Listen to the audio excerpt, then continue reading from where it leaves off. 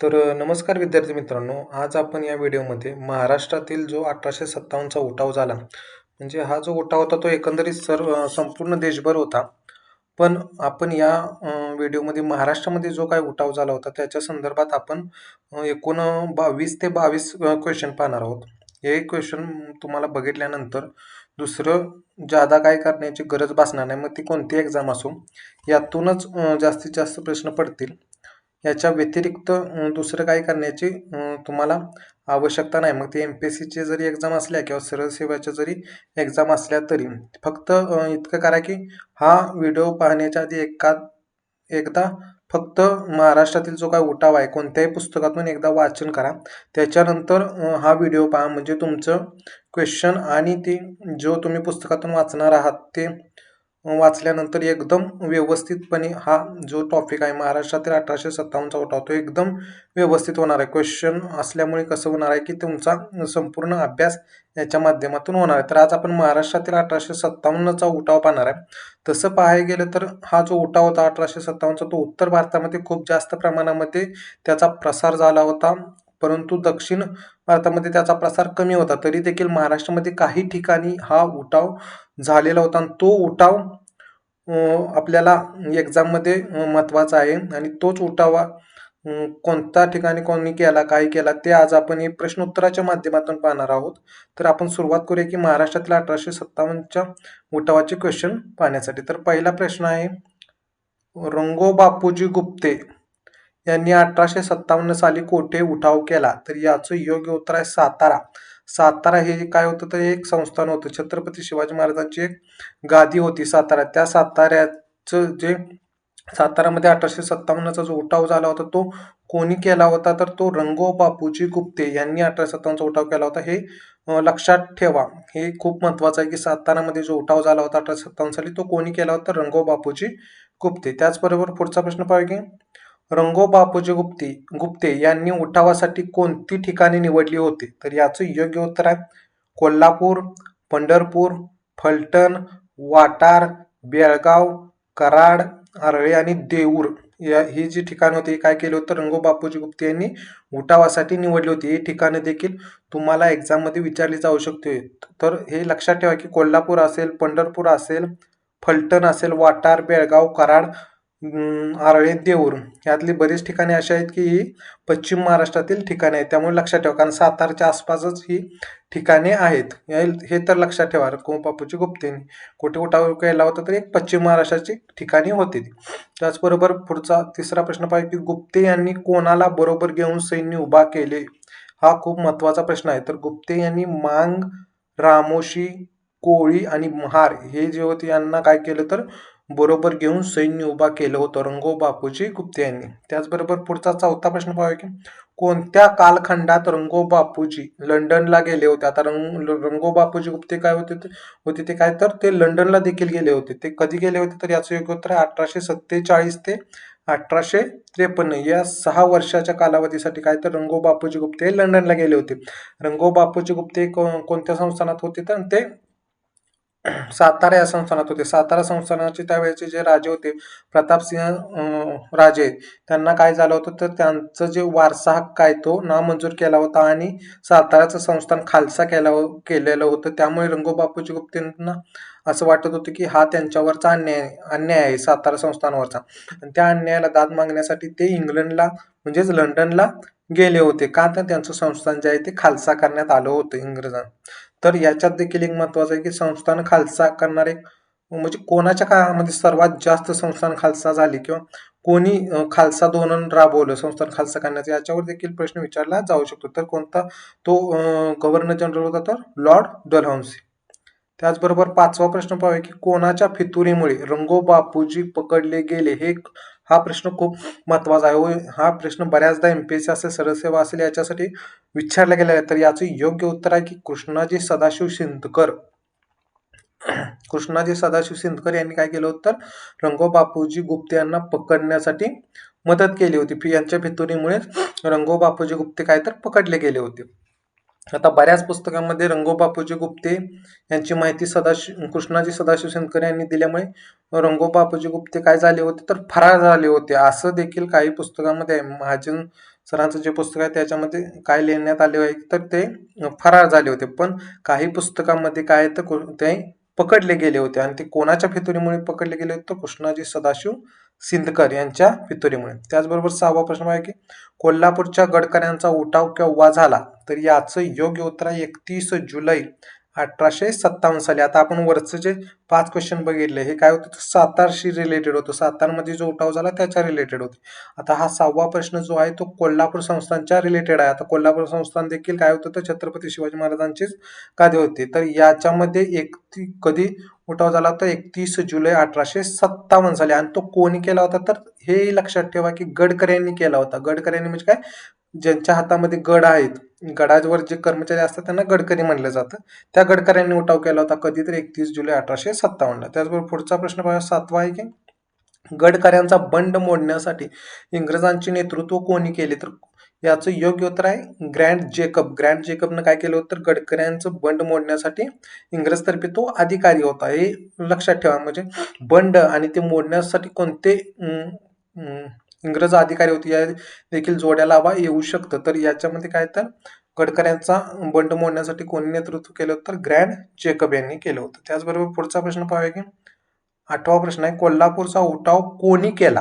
आता कोल्हापूरचा उठाव कोणी केला, वरचा आपण पहिला साताऱ्याचा कोणी केला होता रंगो बापूजी गुप्ते आणि कोल्हापूरचा कोणी केला होता तर कोल्हापूरचा केला होता रामजी सिरसाट यांनी केला होता. रामजी सिरसाट कुठले होते तर सावंतवाडीचे होते, ते कोल्हापूरचे नव्हते. हा देखील प्रश्न आलेला आहे की रामजी सिरसाट कुठले होते तर रामजी सिरसाट हे सावंतवाडीचे होते आणि त्यांनी कोल्हापूरचा उठाव केला होता. हा प्रश्न महत्वाचा आहे, रामजी सिरसाट. त्याचबरोबर पुढचा प्रश्न 9वा प्रश्न पाहूया की 1857च्या कोळ्यांच्या उठावाचे नेतृत्व कोणी केले तर याचं योग्य उत्तर आहे राजा भगवंतराव यांनी केले होते. आता हा तिसरा आहे, पहिले 2 बघितले आपण, सातारा बघितलं, कोल्हापूर बघितलं. आता याच्यानंतर कोळ्यांचा उठाव आहे तो देखील 1857चा आहे आणि तो कोळ्यांचा उठाव कोणी केला होता तर राजा भगवंतराव यांनी केला होता, हे देखील विचारलं जाऊ शकतं. आता पुढचा प्रश्न 10वा प्रश्न पाहूया की कोळ्यांचे जे बंड हे आहे ते कोणत्या भागात झाले तर कोळ्यांचे बंड कुठे झाले तर नाशिक या ठिकाणी झाले होते. सातारा बघितलं, कोल्हापूर बघितलं, आता नाशिकमध्ये कुठे तर पेठ या भागामध्ये काय झालं होतं हे कोळ्यांचे जे बंड आहे ते झाले होते. त्याचबरोबर पुढचा प्रश्न बघा, 11वा प्रश्न आहे 6 डिसेंबर 1857ला कोळी लोकांनी कोणते गाव लुटले, याच्यावर देखील प्रश्न विचारलेला आहे. तर 6 डिसेंबर 1857ला कोळ्यांनी कोणते गाव लुटलं होतं, पहिलं गाव तर हर्सुल. हर्सुल हे गाव काय केलं होतं कोळ्यांनी लुटलं होतं. कोणाच्या नेतृत्वाखाली तर फतेह मोहम्मद नाईक यांच्या नेतृत्वाखाली कोळ्यांनी काय केलं होतं हर्सुल हे गाव लुटलं होतं. कधी तर 6 डिसेंबर 1857च्या बंडातच. लक्षात ठेवा, हर्सुल. कोळ्यांनी कोणतं गाव लुटलं होतं हर्सुल. त्याचबरोबर 12वा प्रश्न पाहूया की कोळ्यांचे बंड कोणी दडपले. आता वर आपण बघितलंय जेकबनं काय केलं तर कोल्हापूरच्या बंडाचा बिमोड करण्यासाठी त्याची नियुक्ती केली होती आणि कोळ्याचे बंड दडपण्यासाठी कोणाची नियुक्ती केली होती तर ते आहेत, याचं योग्य उत्तर आहे ग्लासपूल व कॅप्टन नट्टल. कॅप्टन ग्लासपूल आणि कॅप्टन नट्टल या दोघांनी काय केलं होतं कोळ्यांचे बंड दडपले होते, हे देखील लक्षात ठेवा. सर्व म्हणजे या जे क्वेश्चन आहे ते एक ना एक क्वेश्चन महत्वाचा आहे, याच्यावर प्रश्न विचारले गेलेले आहेत वारंवार एक्झाम मध्ये, याच्यावर प्रश्न विचारले गेलेले आहेत, त्यामुळे हे सर्वच्या सर्व प्रश्न महत्वाचे आहेत. तसं पाहायला गेलं तर महाराष्ट्रामध्ये 1857चा उठाव हा कमी प्रमाणात झाला होता, पण जिथे ज्या ज्या ठिकाणी झाला होता ते लक्षात ठेवणं गरजेचं आहे, कारण याच्यावर एक्झामला प्रश्न विचारले गेलेले आहेत. त्याचबरोबर पुढचा 13वा प्रश्न पाहिजे की नाशिक आणि नगरमध्ये 1857ला कोणी उठाव केला. आता नाशिक नगर, आता आपण वर 3 बघितले, सातारा बघितलं, कोल्हापूर बघितलं, परत कोळ्यांचा बघितलं आणि आता नाशिक नगरमध्ये या 2 भागात आणि कोणी उठाव केला होता तर याचं योग्य उत्तर आहे भिल्ल समाज. भिल्ल समाजाने काय केला होता तर नगर आणि नाशिक या ठिकाणी काय केला होता उठाव केला होता, हे प्रश्न विचारला जाऊ शकतो. त्याचबरोबर 14वा प्रश्न पाहूया की नांदगावला भिल्ल व इंग्रज यांच्यात केव्हा जोरदार चकमक झाली तर 21 जानेवारी 1857 साली काय झालं तर भिल्ल आणि इंग्रज यांच्यात जोरदार चकमक झाली होती. आणि हा प्रश्न उलटून देखील विचारला जाऊ शकतो की भिल्ल व इंग्रज यांच्यात 21 जानेवारी 1857ला कोठे चकमक झाली होती तर याचं योग्य उत्तर आहे नांदगाव. नांदगाव कुठं आहे तर नाशिकमध्ये आहे नांदगाव. तर नांदगावमध्ये काय झाली होती तर यांची जोरदार चकमक झाली होती. त्याचबरोबर 15वा प्रश्न आहे, जामखिंडीचा उठाव कोणी घडवून आला? आता हे पुढचा एक उठाव आहे बघा, हा इथून दुसरा उठाव चालू झालाय. तर जामखिंडीचा उठाव आहे. जामखिंडीचा उठाव कोणी केला होता? हा केला होता आप्पासाहेब पटवर्धन यांनी. काय केलं होतं तर जामखिंडीचा उठाव केला होता. आता आपण बघितलं सातारचा उठाव कोणी केला होता, कोल्हापूरचा उठाव रामजी शिरसाट यांनी केला होता, त्याचबरोबर कोळव्यांचा उठाव झाला, पुन्हा भिल्ल समाजाचा उठाव झाला आणि आता जामखिंडीचा उठाव देखील आलेला आहे. कोळ्यांचा कोणी केला तर राजा भगवंतराव यांनी केला होता. तर आणि पुढचा काय तर जामखिंडीचा कोणी केला? आप्पासाहेब पटवर्धन यांनी. त्याचबरोबर 16वा प्रश्न आहे, नागपूर उठावात कोण कोण सहभागी झाले होते? आता नागपूरमध्ये देखील काय झाला होता तर उठाव झाला होता. नागपूर देखील संस्थान होतं. त्याचबरोबर नागपूरमध्ये कोणी कोणी उठाव केला तर याचं योग्य उत्तर आहे इनायतुल्ला खान, विलायत खान आणि कादर खान या ठिकाणी काय केलं होतं तर या उठावामध्ये सहभाग घेतला होता. हे प्रमुख तिघे जण होते, हे लक्षात ठेवा. त्याचबरोबर पुढचा एक वेगळा उठाव आहे, म्हणजे वेगळ्या शहराचा उठाव किंवा वेगळ्या भागातला उठाव आहे, तो आहे मुधोळचा बंड कोणी केला होता तर याचं योग्य उत्तर हुलगडी भागातील जे काही बेरड होते त्यांनी काय केला होता तर हा उठाव केला होता. हुलगडी भागातील बेरडांनी काय केला होता? मुधोळचा उठाव केला होता. त्याचबरोबर पुढचा 18वा प्रश्न पाहूया की हुलगडीच्या बेरडांना कोणता निर्णय मान्य नव्हता? तर याचं योग्य उत्तर शस्त्रास्त्रे सरकार जमा करण्याचा. आता ज्या वेळेला हा उठाव झाला 1857चा, त्यावेळी इंग्रजांनी एक फरमान काढलं होतं की प्रत्येकाकडे जे काही शस्त्रास्त्र आहेत ते काय करायचं तर सरकार जमा करायचं आणि सरकारच्या परवानगीनंच नंतर वापरायचं. तर याला काय होता तर ह्या हुलगडी बेरडांचा विरोध होता, त्यामुळे त्यांना हा निर्णय मान्य नव्हता आणि त्याच्यातूनच त्यांनी काय केला होता तर उठाव केला होता. त्याचबरोबर 19वा प्रश्न पाहिजे की इंग्रजांनी परत जाताना किती हुलगडी बेरडांची कत्तल केली? तर याचं योग्य उत्तर आहे 200. हा खूप दुःखद अशी घटना होती त्या काळामध्ये, त्यामुळे हे लक्षात ठेवा की इंग्रजांनी हुलगडी बेरडांची किती बेरडांची कत्तल केली तर 200, हे लक्षात ठेवा. त्याचबरोबर 20वा प्रश्न आहे की 1857च्या उठावात कोणत्या संस्थानिकांनी भाग घेतला नाही? आता हा ओव्हरऑल 1857च्या उठावाशी थोडाफार संबंधित आहे. तर याचं योग्य उत्तर आहे हैदराबाद, ग्वाल्हेर, नेपाळ, पटियाला, जिंद आणि कापूरथळा. ह्या काय केलं होतं ही जी सहा संस्थान होती यांनी या 1857च्या उठावामध्ये भाग घेतला नव्हता. आपल्याला माहिती आहे ग्वाल्हेर यांनी तर काय घेतला नव्हता. त्यांनी झाशीची राणी ज्या वेळेला ग्वाल्हेरला गेली मदत मागायला, तेव्हा त्यांनी झाशीच्या राणीची काय केली मदत केली नव्हती, कारण ग्वाल्हेर हे संस्थान काय तर त्या उठावात सहभागच झालेलं नव्हतं. त्याचबरोबर पुढचा प्रश्न 21वा प्रश्न आहे की 1857च्या उठावाला शिपायांची भाऊगर्दी असे कोणी म्हटले? तर याचं योग्य उत्तर आहे नार Phatak, sir John Lawrence, Campbell, P E. Robertson आणि किशोरचंद्र मिश्रा. हा प्रश्न का घेतलेला आहे कारण याच्यावर विचारलेला आहे प्रश्न, हा खूप महत्वाचा आहे, त्यामुळे हा प्रश्न घेतलेला आहे की बाहुगर्दी, शिपायांची बाहुगर्दी कोणी म्हणलेला आहे तर नार फाटक यांच्यावर प्रश्न विचारलेला आहे. त्याचबरोबर sir John Lawrence, Campbell, P E. Robertson आणि किशोरचंद्र मिश्रा, हे लक्षात ठेवा. त्याचबरोबर 22वा प्रश्न आहे 1857ला स्वातंत्र्य युद्ध कोणी म्हणले? तर याचं योग्य उत्तर आहे सावरकर, अशोक मेहता, जवाहरलाल नेहरू, पी.एम. डिझरायली आणि कर्नल मॅल्सन हे काय होते तर यांनी 1857ला स्वातंत्र्य युद्ध म्हणले. आता सावरकरांचं तर एक पुस्तकच आहे 1857चा स्वातंत्र्य समर, हे आपल्याला माहित आहे. तर यांनी या लोकांनी काय केलं तर याला स्वातंत्र्य युद्ध म्हणलं होतं. त्याचबरोबर शेवटचा प्रश्न पाहूया की राणीचा जाहीरनामा जो 1858 साली प्रसिद्ध झाला होता, त्यानुसार भारतीय सैन्याचे प्रमाण किती होते? तर याचे योग्य उत्तर 1:2 काय होतं तर भारतीय सैन्याचे प्रमाण होते.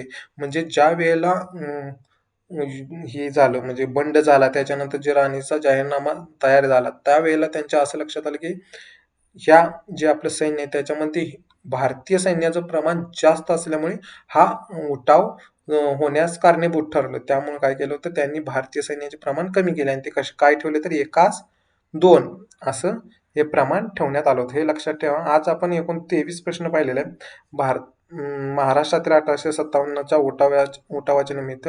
आणि एकदा काय करा की जे कोणत्याही पुस्तकातून हा महाराष्ट्रातील 1857चा उठाव वाचा. त्याच्यानंतर हे प्रश्न पहा, म्हणजे तुम्हाला व्यवस्थित रिव्हिजन होईल आणि याच्या पुढे काहीही करण्याची गरज तुम्हाला या प्रकरणामध्ये भासणार नाही. आणि जो भारताचा राष्ट्रीय उठाव आहे त्याच्यावर थोडंफार जास्त प्रश्न विचारले जाऊ शकतात, कारण तो पूर्ण भारतभर मोठा उठाव होता. लेकिन महाराष्ट्रात काय होता तर थोडा कमी उठाव झालेला होता. तर आज आपण महाराष्ट्रातील 1857चा उठाव कंप्लीट केलेला आहे. याच्या बाहेरील प्रश्न ज्यादा येणार नाहीत. तर कसा वाटला व्हिडिओ सांगा, कमेंट करा आणि शेअर करा. धन्यवाद.